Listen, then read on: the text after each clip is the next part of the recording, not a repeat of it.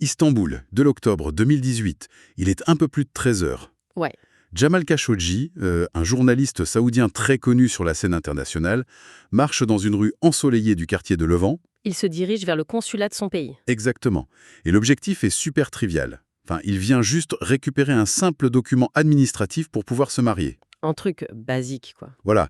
Et dehors, sa fiancée, Hatice Cengiz, elle l'attend anxieusement. Avant de franchir la porte, il s'est tourné vers elle pour lui glisser un truc glaçant. Ah oui, la fameuse consigne. Ouais. Il lui dit « Si je ressors pas, appelle les autorités ». Et comme le monde entier l'a tragiquement appris par la suite, ses portes se sont refermées sur lui pour toujours. Il va être assassiné à l'intérieur dans des circonstances vraiment atroces. C'est ça. Et la brutalité physique de cet événement, ça a capté toute l'attention mondiale. Mais la toile d'araignée qui a mené à ce meurtre, elle a été tissée bien avant ce jour d'octobre. Et surtout de manière totalement silencieuse. Parce que la surveillance de son cercle intime, elle était déjà en place. Ouais, à 17 km du consulat. C'est ça, le téléphone de sa fiancée était déjà infecté. Il transmettait vraiment la moindre de ses communications. C'est dingue. Et pire encore, celui de son confident direct Omar Abdelaziz, qui vivait en exil au Canada, lui, son téléphone l'était déjà depuis des mois. L'arme utilisée pour traquer Khashoggi, c'était pas un agent de terrain en planque avec des jumelles au coin de la rue? Non, c'était une simple ligne de code invisible. Et ça montre vraiment que la guerre de l'information, elle a quitté les champs de bataille traditionnels, tu vois? Ah complètement. Elle s'infiltre directement dans les poches des citoyens maintenant. Et c'est pour ça qu'on a rassemblé aujourd'hui une documentation assez vertigineuse pour comprendre comment cette bascule s'est opérée. On se base sur une grande enquête publiée par Block News en avril 2026. Une enquête qui synthétise vraiment des années d'investigation technique. C'est ça. Nos sources incluent les rapports ultra détaillés du Citizen Lab de l'Université de Toronto, les recherches d'Amnesty International et surtout les minutes déclassifiées de procès récents. Des procès qui ont forcé cette industrie de l'ombre à exposer ses secrets sous la lumière des tribunaux, enfin. Et notre mission au cours de cette exploration approfondie, c'est de décortiquer la mécanique, le modèle économique et l'avenir de cette arme d'un genre nouveau. Je suis prête. Ok, décortiquons tout ça. Parce que pour comprendre comment l'entourage d'un dissident surveillé a pu être infiltré avec une telle intimité sans que personne s'en rende compte, il faut regarder sous le capot de ce logiciel espion. Le fameux Pegasus. Ouais, Pegasus. Alors, le premier réflexe quand on parle de piratage, c'est d'imaginer la vieille méthode, tu vois. Genre le mail douteux d'une banque que tu connais pas. Voilà. Ou le SMS qui te demande de cliquer sur un lien pour récupérer un soi-disant colis. Sauf que Pegasus aura rendu cette méthode complètement obsolète. Ah ouais? Bah ouais. Son architecture repose sur deux piliers techniques. Le Zero Day et le Zero Click. D'accord. C'est quoi concrètement le Zero Day? Alors, une faille Zero Day, c'est une vulnérabilité critique dans le code d'une application, genre iMessage, WhatsApp, ou même juste l'application photo de ton smartphone. Et pourquoi 0 jour? Parce que l'élément crucial ici, c'est que le créateur du téléphone, que ce soit Apple ou Google, il ignore totalement l'existence de cette faille. Ah, donc ils ont 0 jour pour la réparer. Exactement. Ils ont 0 jour pour préparer une rustine de sécurité. La faille, elle est béante et personne, à part l'attaquant, sait qu'elle est là. D'accord. Et c'est là que le deuxième pilier entre en jeu, le zéro clic. Ouais, Si on traduit littéralement, ça veut dire qu'aucune interaction n'est requise de la part de la victime, c'est bien ça? c'est exactement ça. Avant, le pirate devait convaincre sa cible d'ouvrir la porte. De cliquer sur le lien, quoi. Voilà. Mais avec le zéro clic, l'attaquant envoie simplement un paquet de données invisible, une requête totalement silencieuse via le réseau cellulaire, vers le téléphone ciblé. Et le téléphone réagit comment? Le processeur reçoit ce bout de code, il tente de le lire en arrière-plan sans même allumer l'écran, et bam, c'est terminé, l'infection est faite. Sérieux? Sans rien toucher. Pas de notification, pas de sonnerie, aucun indice visuel. Si je devais résumer ça, c'est un peu comme un cambrioleur qui n'a même pas besoin de s'approcher de la serrure. Enfin, c'est même pire qu'un cambrioleur qui touche pas la serrure. Ah bon? C'est un cambrioleur qui se contente de regarder la façade de la maison depuis le trottoir d'en face. Et juste par sa simple présence, les portes se déverrouillent toutes seules, l'alarme se désactive et les caméras se tournent vers le mur. Et une fois à l'intérieur de l'appareil, il a les clés de chaque pièce. C'est ça. Mais attends, il y a un paradoxe qui me frappe vraiment dans nos sources. Lequel? Depuis des années, on nous dit que les applications comme Signal ou WhatsApp, elles investissent des fortunes pour le chiffrement de bout en bout. Ouais, le fameux tunnel blindé. Voilà, ils promettent que le message est verrouillé chez l'expéditeur, qu'il voyage dans ce tunnel sur Internet et qu'il est déverrouillé que chez le destinataire. Même les ingénieurs de WhatsApp n'ont pas la clé en transit. Ouais, c'est le principe. Du coup, Comment un logiciel même super sophistiqué peut briser une équation mathématique de ce niveau? C'est impossible, non? Bah, la ruse, elle est d'une simplicité diabolique en fait. Pegasus n'essaye absolument pas de briser le tunnel chiffré. Ah, il fait quoi alors? Parce que casser un chiffrement militaire en temps réel, ça demanderait une puissance de calcul démesurée. Donc, au lieu de s'attaquer au tunnel, le logiciel s'installe à la sortie. À la sortie du tunnel. Ouais. Il se place direct dans la mémoire vive de l'appareil, la RAM, et il agit comme une paire d'yeux virtuels qui regarde par-dessus l'épaule de l'utilisateur. Oh waouh. Donc il lit direct sur l'écran, quoi. Exact. Il capte les frappes sur le clavier avant même que le message soit chiffré, ou alors il lit l'écran une fraction de seconde après le déchiffrement par l'application légitime. Donc le logiciel contourne l'armure en se cachant carrément à l'intérieur du casque de la victime. Il pirate pas le réseau, il pirate les yeux du téléphone.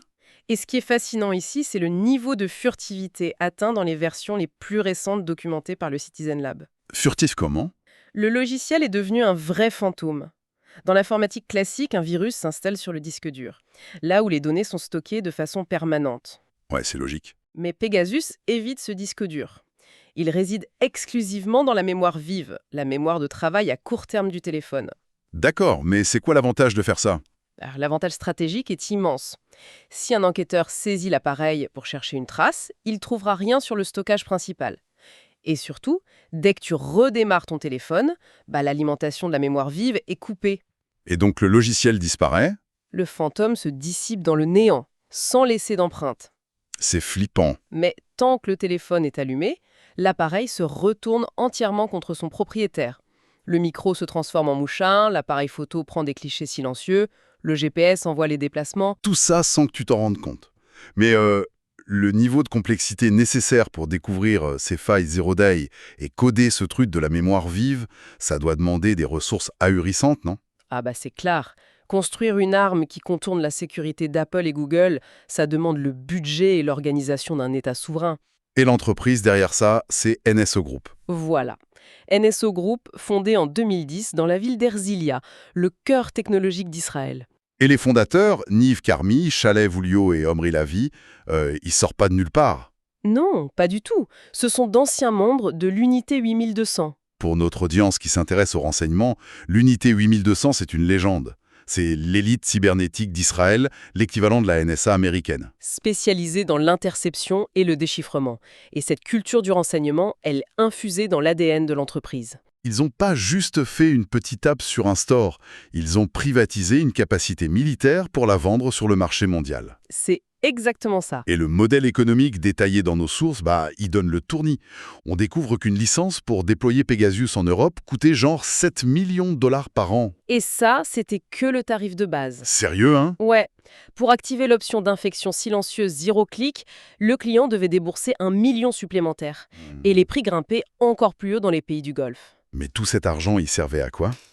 À financer une machine de recherche impitoyable. Les documents soulignent qu'en 2024, le budget R&D de NSO, juste pour traquer de nouvelles failles, culminait à 59 millions de dollars. 59 millions. Ouais. Si on y pense, on a Apple ou Google qui dépensent des milliards pour fortifier nos téléphones. Et en face, NSO met 59 millions juste pour trouver la minuscule fissure invisible dans cette armure. C'est ça. Et ça amène des conséquences juridiques majeures. La vente de Pegasus, c'est pas régulé comme un logiciel classique. Ah non, rien. C'est considéré comment? En Israël, c'est classifié strictement comme une exportation d'armement. Ah ouais, carrément? Chaque vente à un gouvernement étranger nécessite une licence spécifique du ministère israélien de la Défense. Et c'est là qu'on aborde un point délicat. Les enquêtes, notamment celle du New York Times, parlent d'une théorie géopolitique assez fascinante. Laquelle? Ils disent que l'État d'Israël aurait fait de ses licences d'exportation un levier diplomatique hyper puissant, pour sécuriser des votes à l'ONU ou cimenter des alliances au Moyen-Orient, par exemple. Ouais, alors là, il faut être très clair sur un point. NSO Group s'est toujours élevé contre ces affirmations. Absolument. Dans nos sources, on a les démentis formels de l'entreprise. Ils assurent être une entité privée, indépendante, et que leur techno sert uniquement à équiper les agences pour traquer le terrorisme et le grand banditisme. C'est important de le souligner, pour rester impartial. On a vraiment les analyses de la presse d'un côté et la défense vigoureuse de NSO de l'autre. Exact. Mais cette aura de mystère, elle aurait pu durer des décennies. L'argent coulait à flot, l'arme restait furtive. Et qu'est-ce qui a fait dérailler la machine, du coup? L'entreprise a péché par arrogance ou par gourmandise. Ils se sont attaqués à l'infrastructure d'un géant absolu de la tech. Et ça a déclenché une déflagration judiciaire énorme. Voilà. Et c'est là que ça devient vraiment intéressant. Le procès titanique entre Meta, la maison mère de WhatsApp, et NSO Group. Ça a duré de 2019 à 2025. Tout part du fait que Meta a découvert que ses serveurs avaient été utilisés pour envoyer Pegasus à environ 1400 appareils. 1400, ouais. Meta attaque aux États-Unis. Et l'avantage du système américain, c'est la procédure de discovery. Ça force les entreprises à donner leurs documents internes. Et là, les emails des ingénieurs de NSO Group se retrouvent sur la place publique. Et c'est quoi le ton de ces emails? C'est stupéfiant de détachement. On découvre les noms de code de leurs modules de piratage. Des noms presque poétiques genre Eden, Even ou Eris. Even, ouais. Et les documents montrent un vrai jeu du chat et de la souris. À chaque fois que WhatsApp bouchait une faille avec une mise à jour, la version de Pegasus plantait. Eden ou Even RIP. Attends, ils envoyaient littéralement des messages « repose en paix » à leur propre code informatique. Ouais, pour marquer sa mort, et juste après, ils lançaient la version suivante. Dès qu'une porte se fermait, ils avaient une nouvelle clé. C'est d'un cynisme incroyable. Mais le procès a révélé un truc encore plus lourd pour NSO, non? Beaucoup plus lourd. Pendant des années, leur ligne de défense, c'était de dire « nous, on vend juste le véhicule, on n'a aucun contrôle sur la façon dont le client conduit ». Nous, on vend l'outil, débrouillez-vous avec. C'est ça. Mais les documents de 2024 ont forcé NSO à admettre l'existence du WIS. Le WhatsApp Installation Server. Exactement. Et ce serveur, il détruit complètement leur défense. Bah oui, parce que s'ils ont leur propre serveur pour orchestrer l'attaque, ils se contentent plus de vendre l'arme. Ils appuient sur la détente à la place des clients. C'est prouvé par le fonctionnement du WIS. L'agence cliente n'avait besoin d'aucune compétence. Le client tapait juste le numéro de téléphone cible dans une interface. Et c'est tout. C'est tout. Ensuite, le serveur WIS de NSO, hébergé sur le cloud américain, il faisait tout le sale boulot. Ils contactaient WhatsApp, généraient la requête et infectaient le téléphone. L'infrastructure appartenait carrément à NSO. Ce qui prouve leur implication active. Et l'onde de choc s'est soldée par un premier verdict historique en mai 2025. Le jury a condamné NSO à 167 millions de dollars de dommages. Bon, somme réduite à 4 millions ensuite par la juge pour des raisons légales de plafond, mais quand même. Oui, le désastre d'image est là. Parce que la procédure a révélé une liste de victimes bien au-delà de la lutte antiterroriste.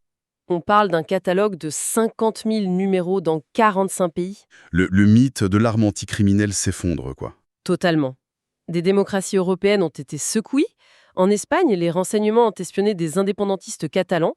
Et comble de l'ironie, le gouvernement espagnol s'est rendu compte que ses propres ministres étaient espionnés. Sûrement par le Maroc, quoi. Et en Pologne aussi, non ? Ouais, et l'opposition politique et des procureurs indépendants ont été infectés pendant les élections. En Inde, des dizaines de journalistes et militants. Au Mexique, carrément, des journalistes assassinés après que leurs téléphones ont été ciblés. L'ampleur de ça, ça remet tout en question. On achète un téléphone en croyant le marketing des géants de la tech qui disent que c'est un coffre-fort impénétrable. Mais cette affaire fracasse cette promesse. Face à un espionnage de niveau étatique, la vie privée numérique, c'est une douce illusion. C'est clair. Et après ce désastre public, NSO Group était exsangue. Mais le coup de grâce, il vient pas des tribunaux. Non, il vient du gouvernement américain. En 2021, ils ont mis NSO sur la Entity List. La fameuse liste noire. C'est ça, pour protéger la sécurité nationale. Concrètement, interdiction pour toute entreprise américaine de vendre quoi que ce soit à NSO. Ah ouais, donc fini les serveurs Amazon, fini le cloud américain. Fini les puces de dernière génération. L'entreprise était étranglée financièrement et technologiquement. Il leur fallait une porte de sortie en urgence. Et la manœuvre qu'ils orchestrent, fin 2025, elle défie l'imagination. C'est le moins qu'on puisse dire. En octobre, NSO est racheté. Pas par un groupe de la défense, mais par un consortium américain mené par Robert Simmons. Un producteur de films à Hollywood. C'est fou. Le mec fait fortune dans le cinéma, et là, bam. Les fondateurs israéliens quittent le navire, et cette arme cybernétique hyper redoutée atterrit chez un producteur hollywoodien. Mais cette entrée du consortium, ça cache une vraie chorégraphie politique. En novembre 2025, il nomme un nouveau président exécutif, David Friedman. L'ancien ambassadeur des États-Unis en Israël sous Trump. Voilà.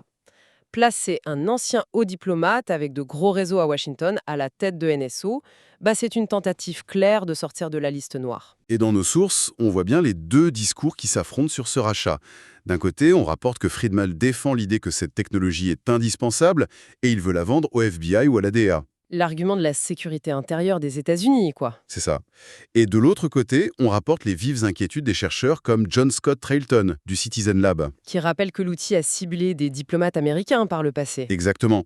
Et pour eux, ramener cette arme sur le sol américain, ça pose d'immenses questions sur les droits civiques. On rapporte vraiment ces deux visions de manière neutre. Le débat ne fait que commencer de toute façon. Mais alors, qu'est-ce que tout cela signifie au fond? On a les fondateurs d'une unité militaire qui partent, remplacés par un producteur et un diplomate qui draguent le FBI. Ce que ça signifie, c'est l'ultime démonstration de la marchandisation de l'espionnage. Le pavillon change, les proprios changent, la plaquette commerciale est réécrite. L'argumentaire s'adapte au marché, quoi. Ouais. Mais au cœur des serveurs, les lignes de code, l'exploitation de la mémoire vive, tout reste identique. L'arme n'a rien perdu de sa létalité. C'est juste la main qui tient le carnet de commandes qui veut paraître plus respectable. Exactement. Bon, ça laisse pas beaucoup de place à l'optimisme. Avant de finir, il faut quand même partager les recommandations de survie numérique d'Amnesty et du Citizen Lab. Bien sûr. Évidemment, la probabilité que notre audience soit ciblée par un logiciel à des millions de dollars, elle est infime, mais les principes sont les mêmes pour se protéger. Les experts s'accordent sur le truc majeur. Le premier, c'est banal, mais capital. Installer les mises à jour tout de suite. La fameuse course contre la montre. C'est ça. Apple et Google bossent pour boucher les failles 0D. Si tu ignores la notification, tu laisses la fenêtre grande ouverte. D'accord. Et la deuxième consigne? C'est par rapport à la furtivité de Pegasus. Il faut redémarrer son appareil régulièrement. Ah oui, vu qu'il s'installe dans la mémoire vive. Voilà. Redémarrer coupe l'alimentation de la RAM et l'efface. Si l'appareil est surveillé, l'attaquant doit relancer une infection hyper coûteuse. Et donc, ils ont plus de chances de laisser une trace et de se faire griller. Exact. C'est vertigineux de se dire que notre meilleure armure contre une industrie à 60 millions de dollars, c'est le petit bouton de redémarrage. C'est fou, hein? Si on prend du recul, on a vu un code israélien devenir une arme dévastatrice liée à Khashoggi.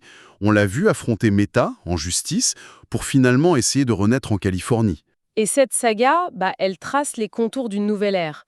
Pendant la guerre froide, la paix reposait sur la dissuasion nucléaire. Parce que c'était physique. Voilà, les silos, les sous-marins, c'était visible. Si un missile partait, la trajectoire désignait tout de suite le coupable. La peur reposait sur le fait que l'arme et le propriétaire étaient parfaitement visibles. Sauf qu'aujourd'hui, l'arme qui peut faire vaciller une démocratie ou faire chanter un gouvernement, elle est devenue totalement invisible. Ce fantôme n'a besoin d'aucun territoire. Il franchit toutes les frontières à la vitesse de la lumière, sans radar.